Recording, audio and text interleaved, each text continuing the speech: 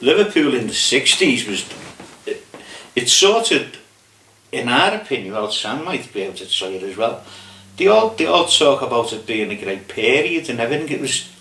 It was more like, it was the age that you was.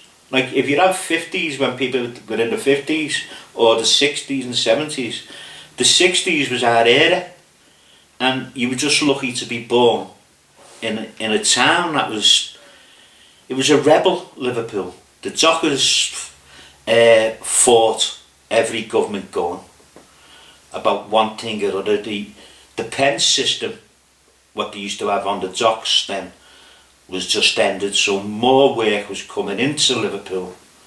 They decided that we're going to fight for our rights anymore, because for years and years you were hand-picked in pens. If the fella didn't like you didn't get a day's work.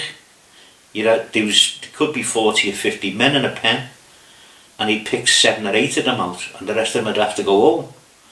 And them days it changed to full-time employment down the docks, and there was people down there who were militants and stronger minded than other people, and they decided, if you like, the management has had their day, now it's our day, and the unions got stronger and stronger. Whether it was good or bad, that's everybody's different opinion.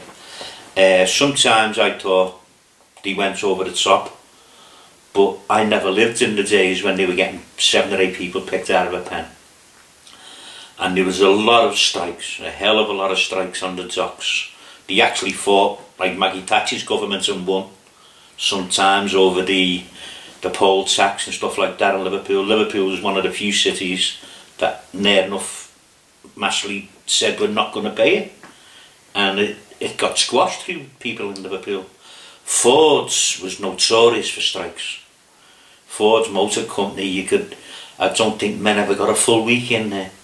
They fought hand and nail and whatever you call it to get better conditions for people and stuff like that. People were coming out of tenements in the 60s where the back-to-backs were getting knocked down, and so-called new houses were getting built, and people had gardens who'd never seen a garden in their life. The heart of Liverpool was getting ripped out as well. People were moving out to the likes of Kirby, Skennersdale, Speke, and places like that. Mass communities were getting split up and moved out. Round about Scotland Road, where Tony and myself come from, a lot of the old places were getting closed. Tillotson's, the BA, Tate and Lyle's. Eventually all these companies were closing down and moving abroad. So though they said the 60s were good, they were good if you were 18 and 19. If you were 50 or 60, we were a crowd of louts with stupid haircuts and no collars on your suit.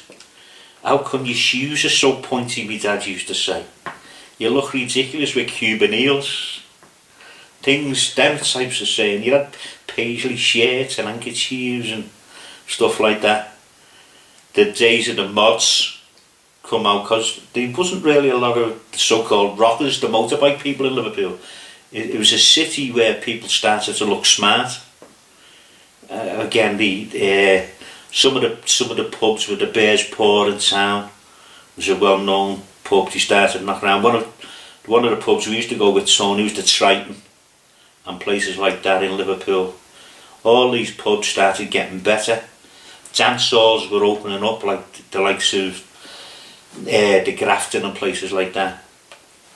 The Iron Door, the Mardi Gras. There was loads and loads of clubs to go to. The music was absolutely fabulous in Liverpool at the time. It was a running battle between us and Manchester for who could get number 1 first, I think, at the time, with the so-called swinging 60s. But they give you this impression that there was drugs all the time. There wasn't. They really, I was an average young fella with a young girl caught. Tony was the same.